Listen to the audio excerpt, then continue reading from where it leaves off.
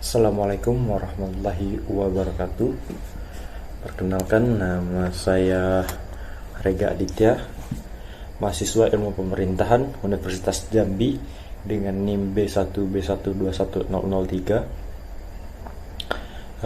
Rekan-rekan, pada kesempatan kali ini saya akan menjelaskan tentang anggaran pendapatan negara atau APBN, yang mana video ini saya buat sebagai tugas ujian tengah semester mata kuliah keuangan negara yang diampu oleh Bapak Alfa Beriansa SIP MIP.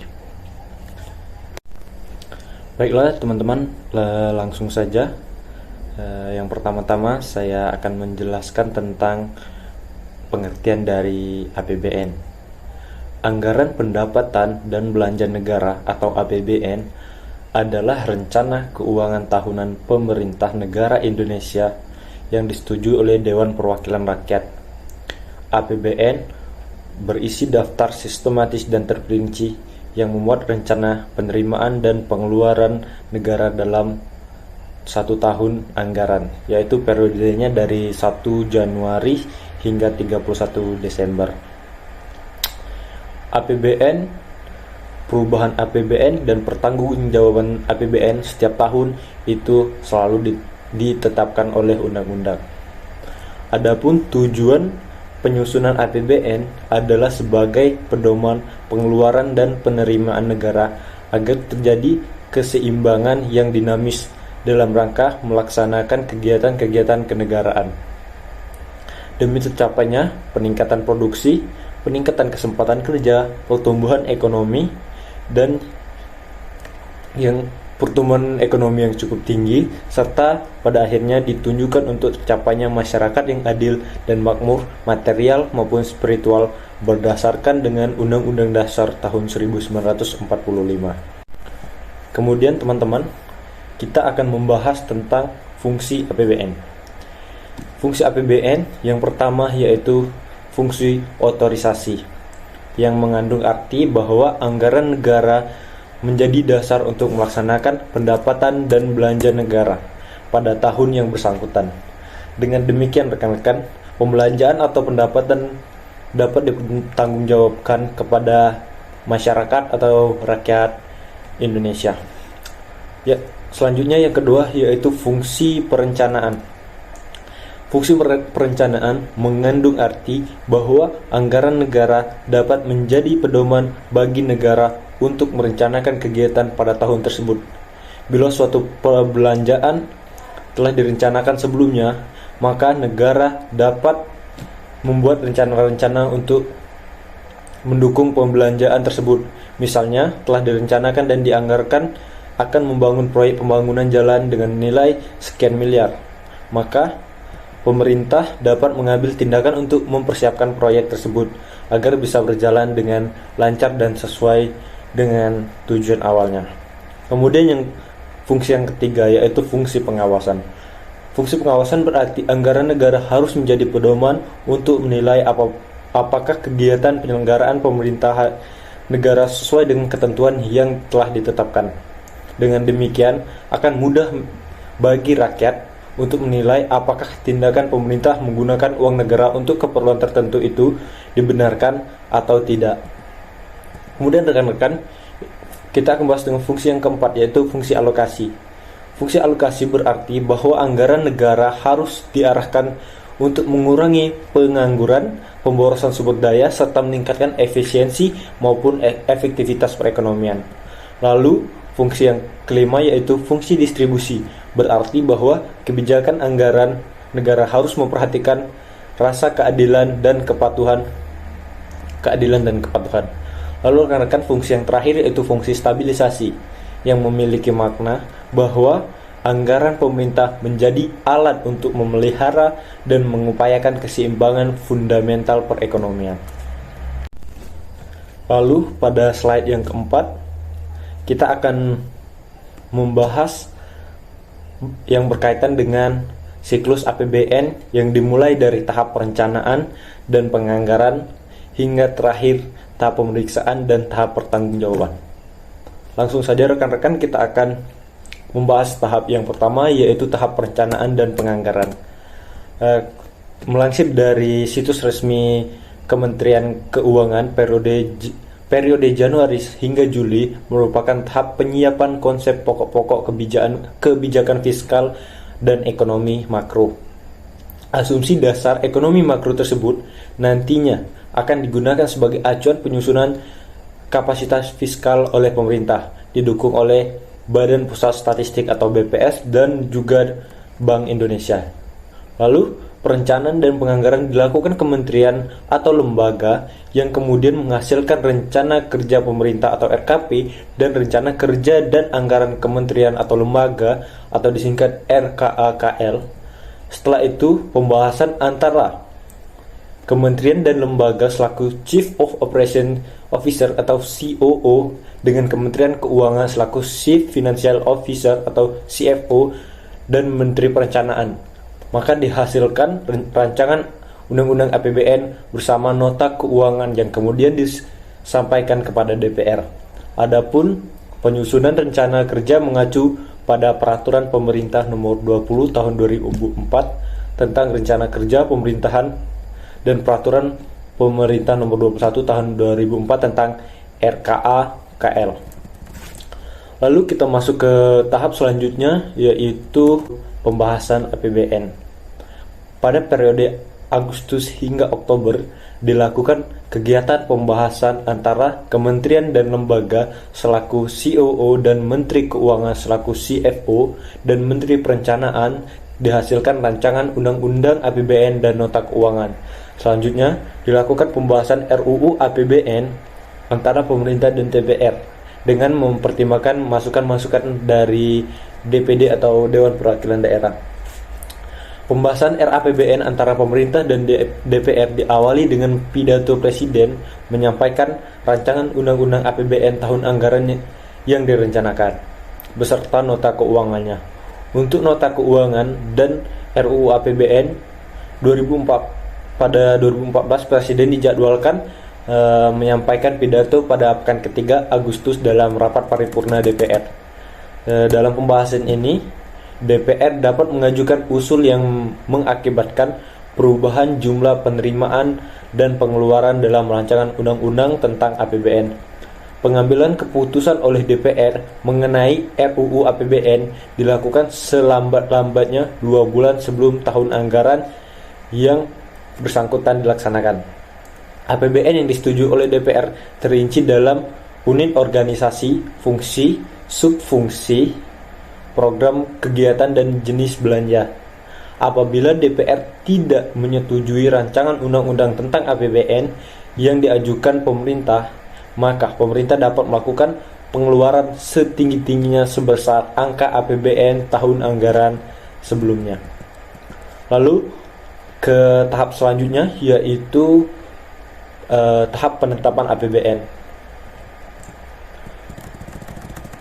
Pada akhir Oktober, setelah mempelajari nota keuangan RUU APBN yang disampaikan oleh Presiden, masing-masing fraksi memberikan pandangan umum atas rancangan Undang-Undang APBN beserta nota keuangannya. Pandangan umum fraksi-fraksi ini meliputi pendapat dan tanggapan masing-masing fraksi atas asumsi dasar ekonomi makro, target pendapatan, serta rencana kebijakannya, alokasi belanja termasuk belanja subsidi dan anggaran pendidikan, serta pembiayaan serta rencana kebijakannya. Pemandangan umum ini disampaikan dalam rapat paripurna pada pekan keempat di bulan Agustus. APBN yang ditetapkan dengan undang-undang, rincian pelaksanaan APBN dituangkan lebih lanjut dengan peraturan Presiden tentang rincian APBN. Selanjutnya, Menteri Keuangan memberitahukan kepada menteri atau pimpinan lembaga agar menyampaikan dokumen pelaksanaan anggaran untuk masing-masing kementerian ataupun lembaga. Langsung ke tahap selanjutnya, yaitu tahap pelaksanaan APBN. Tahap pelaksanaan APBN dimulai dari bulan Januari. Pelaksanaan ini diawali dengan disahkannya dokumen pelaksanaan anggaran oleh Menteri Keuangan.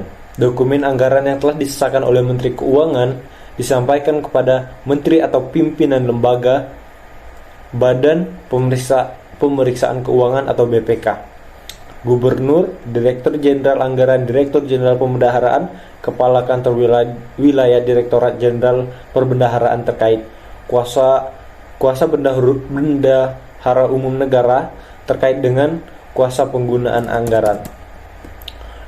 Kemudian dokumen tersebut merupakan acuan dan dasar hukum pelaksanaan APBN yang dilakukan kementerian atau lembaga dan bendahara umum negara. Dokumen-dokumen penting dalam pelaksanaan anggaran adalah isian pelaksanaan anggaran atau DIPA, daftar isian pelaksanaan anggaran atau disingkat DIPA, dan dokumen lain yang dipersamakan dengan DIPA. Sedangkan dokumen pembayaran antara lain terdiri dari surat permintaan pembayaran atau SPP, surat perintah membayar atau SPM, dan surat perintah pencairan dana atau SP2D. Kemudian dilanjutkan dengan tahap pelaporan dan pencatatan APBN. Sepanjang tahun anggaran, bersamaan dengan tahap pelaksanaan APBN, kementerian atau lembaga dan bendahara umum negara melakukan pelaporan dan pencatatan sesuai dengan standar akuntansi pemerintah atau SAP, sehingga menghasilkan laporan keuangan pemerintahan pusat atau LKPP yang terdiri dari laporan realisasi anggaran, neraca, laporan arus kas, dan catatan atas laporan keuangan atau CALK. Menteri Keuangan selaku bendahara umum negara juga menyusun laporan arus kas. Semua laporan keuangan tersebut disusun oleh Menteri Keuangan selaku pengelola fiskal sebagai wujud laporan keuangan pemerintah pusat dan memenuhi pertanggungjawaban pelaksanaan APBN. Presiden menyampaikan laporan keuangan pemerintah pusat kepada BPK paling lambat 3 bulan setelah tahun anggaran berakhir. Audit atas laporan keuangan pemerintah harus diselesaikan selambat-lambatnya 2 bulan setelah laporan keuangan tersebut diterima oleh BPK dari pemerintah. Undang-Undang Nomor 17 Tahun 2003 tentang Keuangan Negara Pasal 30 menyebutkan bahwa Presiden menyampaikan rancangan undang-undang tentang pertanggungjawaban pelaksanaan APBN kepada DPR berupa laporan keuangan yang telah diperiksa oleh Badan Pemeriksa Keuangan selambat-lambatnya 6 bulan setelah tahun anggaran berakhir. Dan kemudian teman-teman, tahapan yang terakhir yaitu tahapan pemeriksaan dan pertanggungjawaban, yang mana tahapan ini dilaksanakan pada periode semester dan tahunan. Berdasarkan LKPP, BPK melakukan pemeriksaan lantas LKPP yang telah diaudit oleh BPK tersebut disampaikan oleh Presiden kepada DPR dalam bentuk rancangan undang-undang pertanggungjawaban pelaksanaan APBN untuk dibahas dan disetujui. Tahapan pengawasan pelaksanaan APBN ini tidak diungkap secara nyata dalam Undang-Undang Nomor 17 Tahun 2003 tentang Keuangan Negara. Namun, Keputusan Presiden Nomor 42 Tahun 2002, Keputusan Presiden Nomor 72 Tahun 2004 tentang pedoman pelaksanaan APBN dan Bab 9 memuat hal-hal yang mengatur pengawasan pelaksanaan APBN. Pada tahap ini, pengawasan terhadap pelaksanaan APBN dilakukan oleh atasan atau kepala kantor atau satuan kerja kementerian negara dan lembaga dalam lingkungannya. Atasan langsung bendahara melakukan pemeriksaan kas bendahara sekurang-kurangnya 3 bulan sekali. Selain pengawasan yang dilakukan oleh pihak eksekutif, terdapat juga pengawasan yang dilakukan DPR atau legislatif baik secara langsung maupun secara tidak langsung. Kemudian kita akan membahas tentang struktur APBN yang mana setidaknya terbagi menjadi 5 struktur, yaitu belanja negara, pendapatan pajak, penerimaan negara bukan pajak atau PNBP, dan pembiayaan negara. Struktur APBN ini akan kita bahas mendetail di tabel yang ada di slide selanjutnya. Baiklah rekan-rekan, di slide kali ini kita akan membahas terkait dengan struktur APBN, yang mana kita akan menjelaskan yang ada di tabel. Tabel ini merupakan contoh account APBN pada Desember tahun 2020. Yang mana yang pertama-tama saya akan menjelaskan terkait dengan pendapatan negara. Yang mana setidaknya terdapat 3 sektor yang menjadi pendapatan negara yang berasal dari dalam maupun luar negeri. Ketiga sumber pendapatan itu adalah sumber pendapatan pajak, sumber pendapatan bukan pajak, dan sumber pendapatan hibah yang berasal dari dalam atau luar negeri. Rekan-rekan, yang pertama kita akan membahas tentang sumber pendapatan negara dari pajak.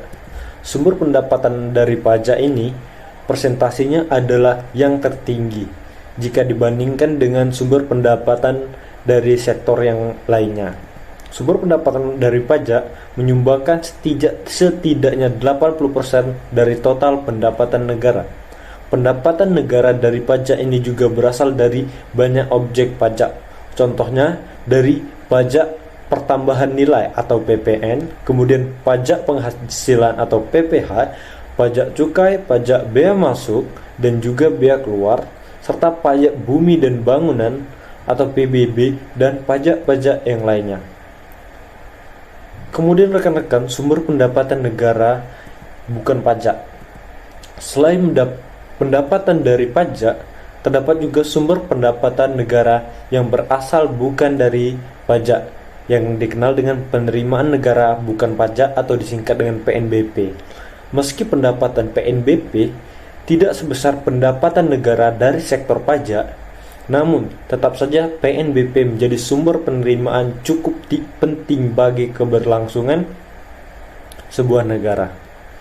PNBP ini biasanya berasal dari berbagai macam sektor. Sebut saja sumber daya alam dan migas, yang mana kita mempunyai Pertamina, kemudian sumber daya alam non migas dan gas seperti batu bara dan pertambangan BUMN lainnya, yang mana kekayaan ini seperti yang saya sebutkan tadi dipisahkan, yang mana berasal dari laba BUMN, kemudian Badan Layanan Umum dan PNBP lainnya. Rekan-rekan, sumber pendapatan negara yang ketiga yaitu berasal dari hibah. Sumber pendapatan negara dari hibah menjadi salah satu sumber pendapatan negara. Berbeda dengan sumber pendapatan pajak maupun non-pajak yang berasal dari dalam negeri. Sumber pendapatan negara dari hibah kebanyakan berasal dari luar negeri. Hibah merupakan pemberian dari pihak lain tanpa adanya kewajiban apapun, yang mana hibah ini bisa berasal dari dalam negeri dan luar negeri. Namun memang kebanyakan hibah ini pendapatannya dari luar negeri. Kemudian rekan-rekan, kita akan membahas yang ada di tabel di slide ke-6 ini. Saya akan menjelaskan struktur APBN yang ada di tabel. Yang pertama-tama yaitu belanja negara. Belanja negara adalah kewajiban pemerintah pusat yang diakui sebagai pengurangan nilai kekayaan bersih terdiri atas belanja pemerintah pusat dan transfer ke daerah dan dana desa. Belanja pemerintah pusat dalam APBN, yang mana berdasarkan pasal 11 ayat 4 dan 5 Undang-Undang Nomor 17 Tahun 2003. Belanja negara dipergunakan untuk keperluan penyelenggaraan tugas pemerintah pusat dan pelaksanaan perimbangan keuangan antara pemerintah pusat dan daerah. Belanja negara dirinci menurut organisasi, fungsi dan jenis belanja.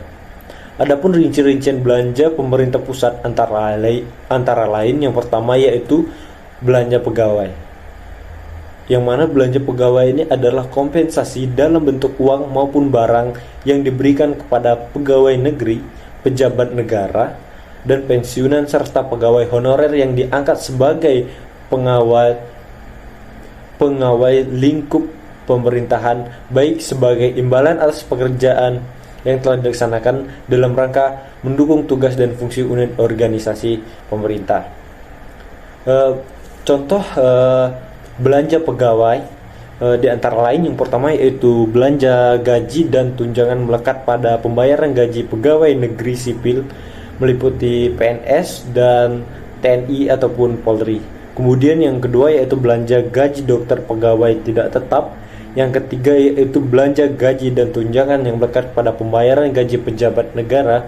Lalu belanja uang makan PNS, belanja lauk pauk TNI Polri, kemudian belanja uang tunggu dan pensiunan pegawai negeri dan pejabat negara, yang mana uang tersebut disalurkan melalui PT Taspen dan PT Asabri. Kemudian rekan-rekan yang kedua yaitu belanja barang, yang mana belanja barang adalah pengeluaran untuk pembelian barang dan jasa yang habis pakai untuk memproduksi barang atau jasa dipasarkan maupun tidak dipasarkan.